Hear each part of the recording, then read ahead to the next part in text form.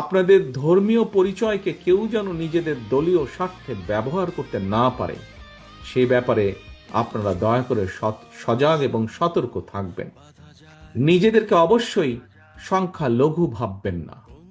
একজন বাংলাদেশী হিসাবে এই স্বাধীন বাংলাদেশে আপনার, আমাদের সবার অধিকার সমান। ব্যক্তি কিংবা দলীয় স্বার্থ নয়।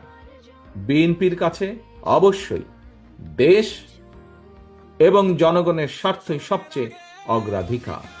এজন্যই কিন্তু আমরা একটি কথা বলি, আমার আগে আমরা,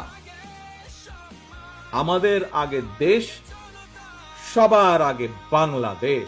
আমার আগে আমরা, আমাদের আগে দেশ, ক্ষমতার আগে